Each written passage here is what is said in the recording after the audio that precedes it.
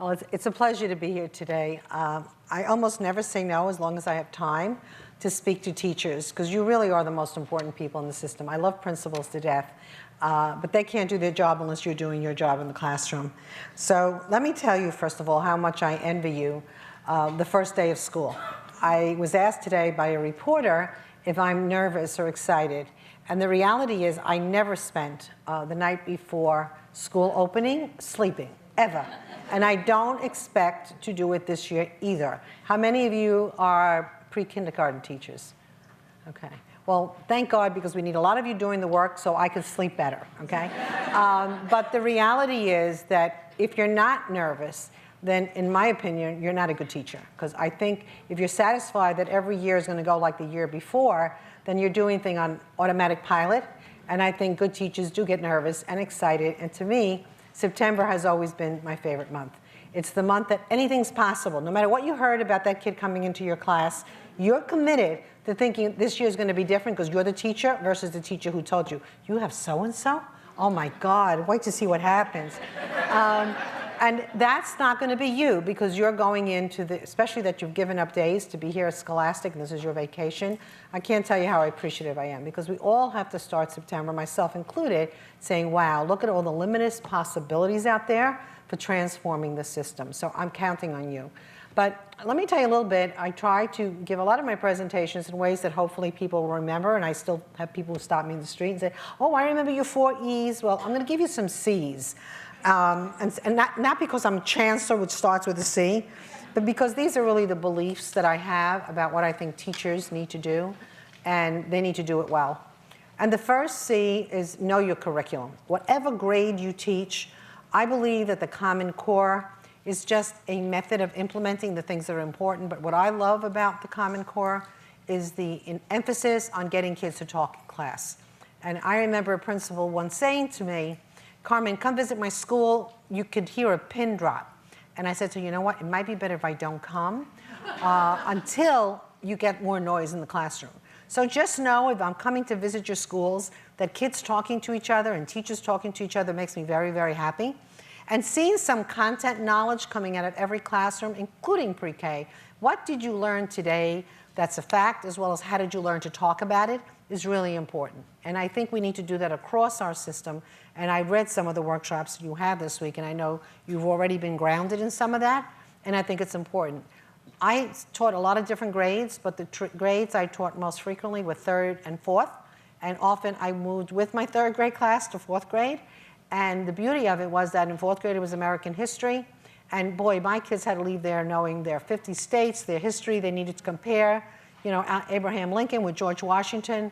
My thing for my bucket list when I retired, which now will be when, who knows when, was to read the biography of every American president.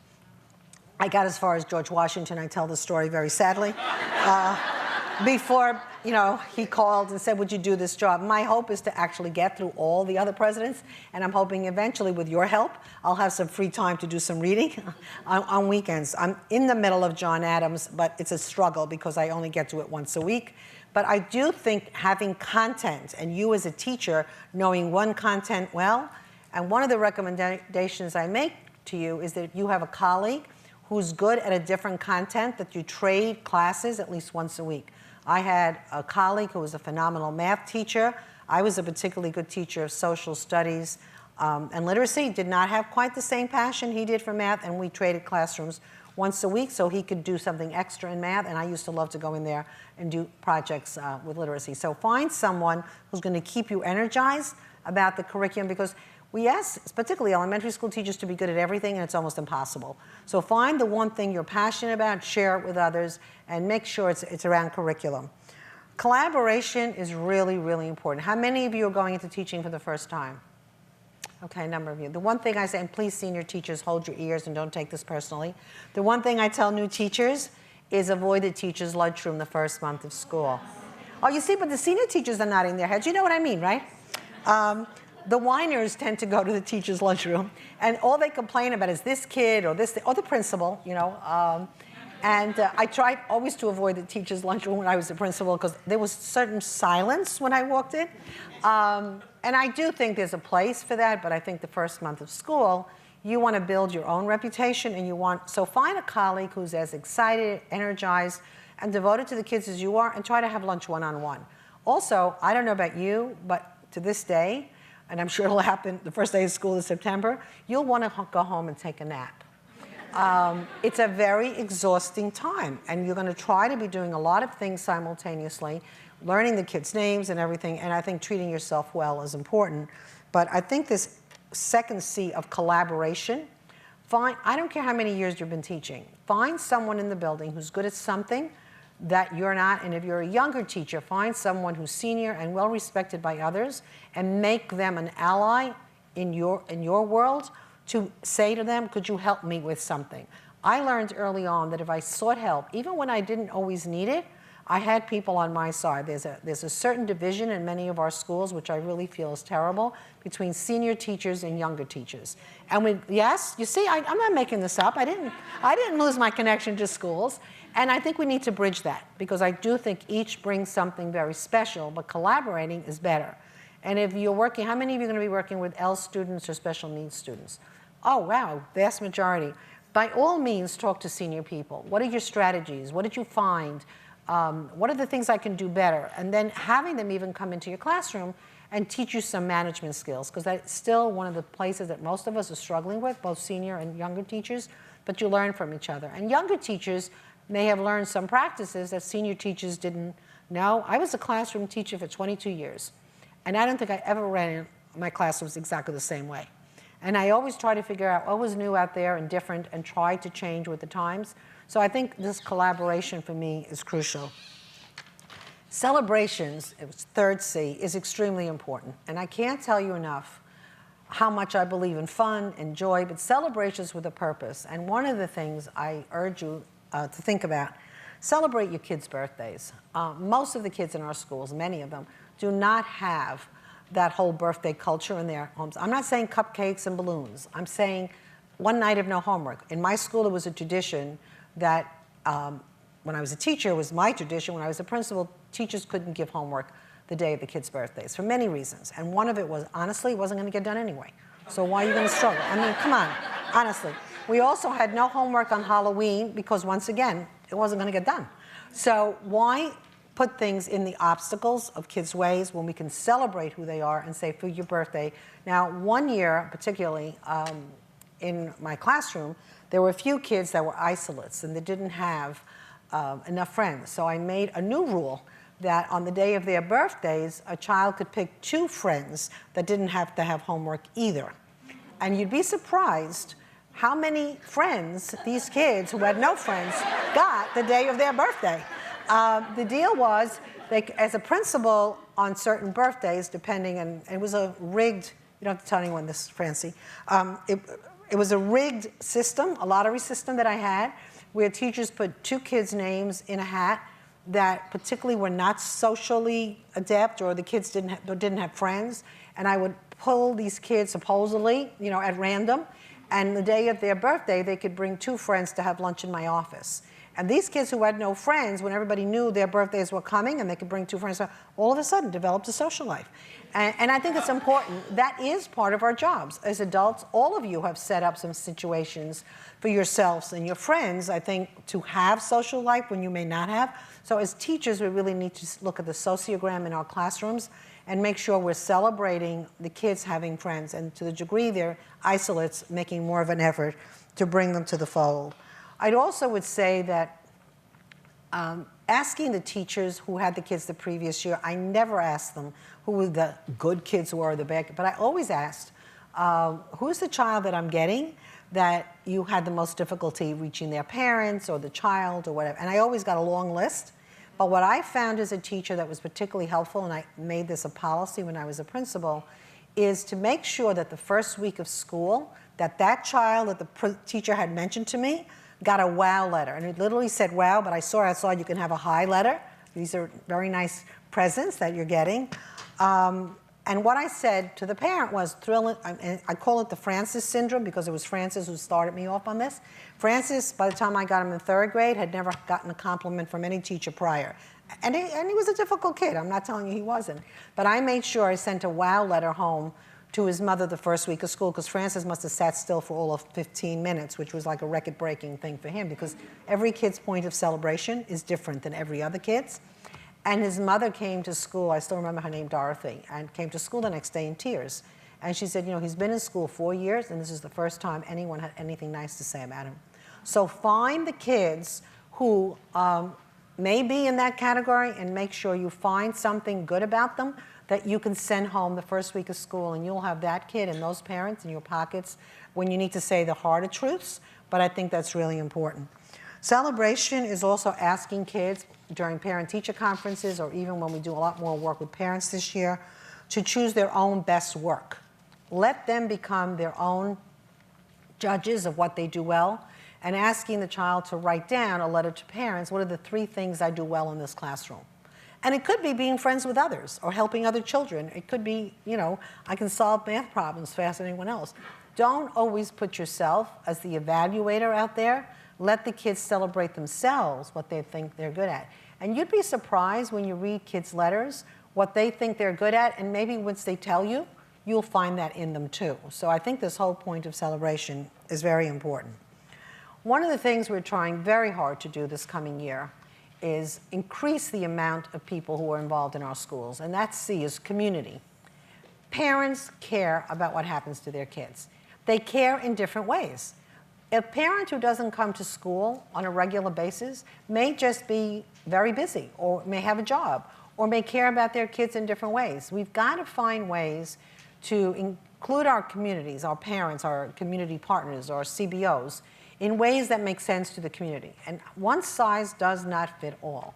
When I did PTA meetings at PS6, where I was principal, I would get 300 parents to a meeting, easily. And sometimes they were there to tell me what to do. You remember those days, right? And that's okay, we listened. But the reality is I didn't judge the parents who didn't show up. My thinking cap was, what do I need to do differently to make sure those parents also feel involved? And certainly as a superintendent, I found that parents in one neighborhood versus another had different things that drew them to the school. So find what's important in your community and find which partners. One of the things I've been doing is talking to community-based organizations in terms of how they can help sometimes broker meetings. There are parts of the city we have had very little parent involvement as an entire neighborhood. So who are the people in those neighborhoods that may be the catalyst to bring parents together? All the meetings do not happen to happen in the school. They can happen in multiple places. I think community also is asking parents what they want out of their schools. I did a home visit this last week, I don't even remember, the weeks flow at this time of year, to a middle school parents. And the mother didn't speak English, so we had a translator, although I speak Spanish, and we had TV cameras. And the mission was to tell the parents what the middle school was going to do for them. And we were prepared, you know, the kid was going to be nervous, the parents were going to be nervous, first, you know, going into 6th grade. And lo and behold, I think the most miraculous thing happened. It goes back to the book. The mother, in Spanish, fluent Spanish, said to me that, you know, she's really excited about middle school. She's excited about it because she was the PTA president in her elementary school, and she ran the prom, and she started the school store, and she, and I was like blown away.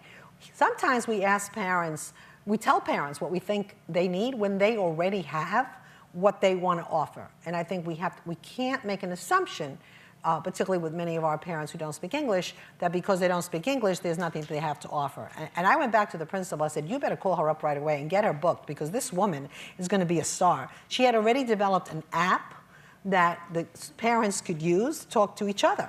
And when we started all the translations, I said, and the father couldn't be not involved, so his thing was, he's a carpenter by trade, and he heard that the school has a set design club, and he's ready to come in and teach the kids how to use power saws. Now, that I said, wait, let's find out how to do this. But I do think this sense of community. I also said community are your local bodegas. How many of you are middle school teachers? Any middle school? Okay. To me, middle school in particular, getting your community businesses involved, because sometimes our middle school kids are seen as the enemy. As a principal, I used to give my business cards to every business person within a 3-block radius in any direction. So if there was any issue with any of my kids, they would call me first. And if there was an issue, believe me, those kids were in my office and we had a discussion. But community means who is in your neighborhood that can help you do a better job. And going to visit some of your community places, I think, is very important. The next C is capacity building. And capacity building means that you don't have to do this all yourself.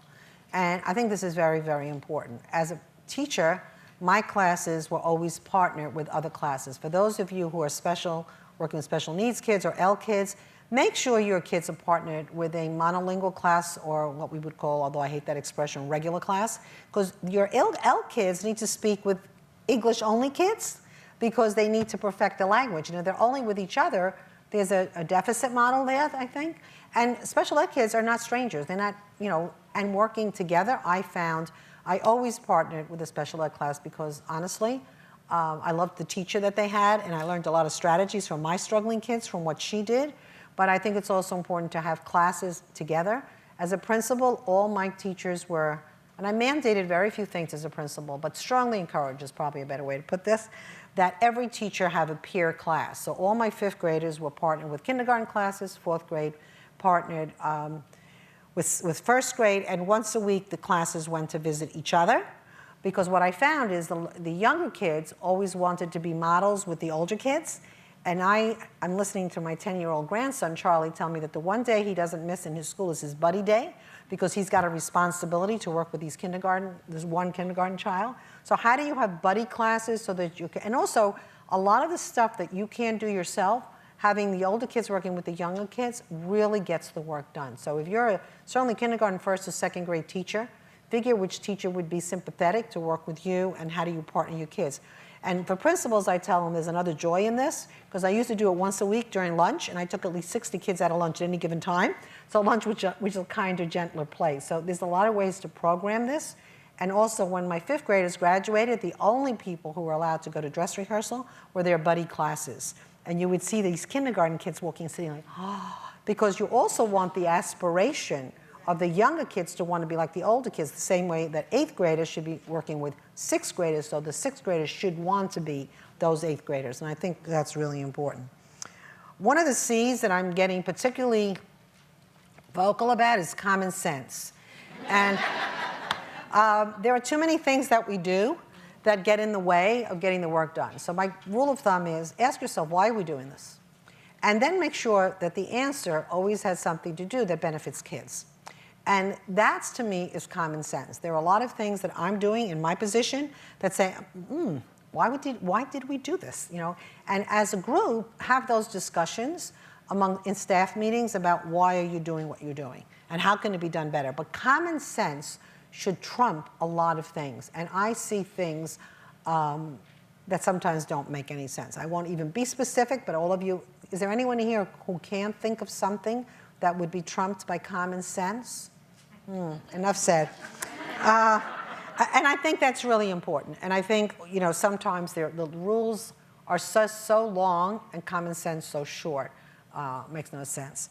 I want to end by what I think is one of the most crucial things that you need to bring to the table. And that is putting children first. You know, it's a slogan that we use, but I really, really mean it. I look at everything through the lens of, is this going to improve instruction? Is this going to make better citizens of tomorrow? And if it's not an absolute yay answer, I have to go back and figure out another way to do it. When I was recruited, I'm not quite sure how to put this, when I was recruited for this job, one of the things that the mayor said to me, you know, Carmen, you can really make a difference. He and I had worked in a different capacity years ago. And when I mentioned it to my family, my 10-year-old grandson at the time, Charlie, who thinks I live just to be an abuela, just to be a grandmother. He thinks my whole life is devoted to them and what they want. And I said, well, one of the things, Charlie, is that, Abuela's going to be a little busy. We won't be able to take you on this vacation or that vacation. Is that, Abuela, you're going to make a difference for the kids? And I said, yeah, I hope so. That's my whole point for being. He said, well, then you should do it. And that's why you should do it. You should do it because you get up every morning with the express intention of making a difference for our kids. And our kids are really going to be the people who are going to help us in the future. And every child counts.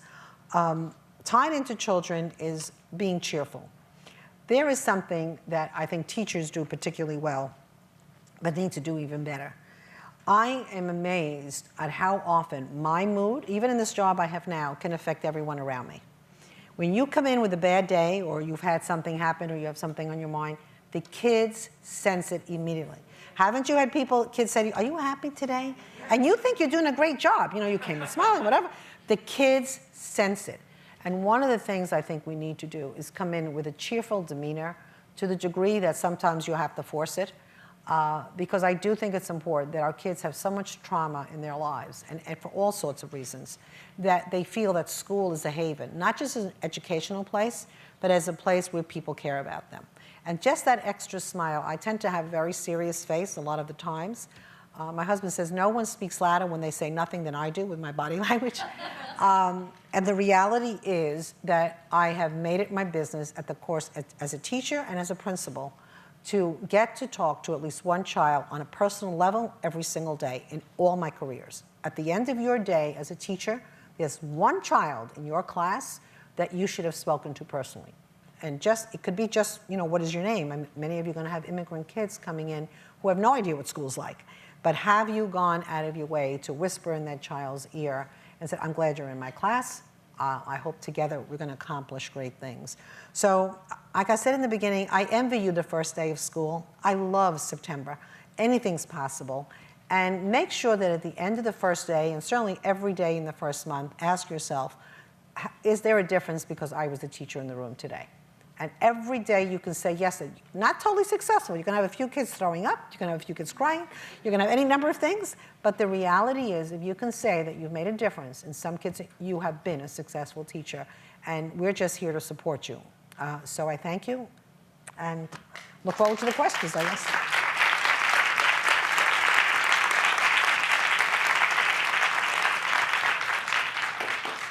That was just wonderful. And you can tell, and just like we've learned from all of you and your ideas, you can tell a teacher's teacher. And I have a few questions that some of the teachers have collected with us over the week. And one of the first is, and you alluded to it in your remarks, is they said one of the scariest things, they're excited about the content and they're excited about their children. Managing it. They want to manage their children so they can get the content across. What are some of your best ideas on classroom management? Well, I think classroom management takes a few years to get right. So for the first year teachers, asked to visit an experienced teacher just to observe what they do. I also find that silence sometimes works better than noise. I was never someone who raised my voice in the classroom. I tended to do this. I'm waiting. So the kids understood it. I think being fair is very important for classroom management. Also, not having kids wait too long. One of the things I really hate to see in schools is long lines, because everybody has to be ready before the teacher starts talking.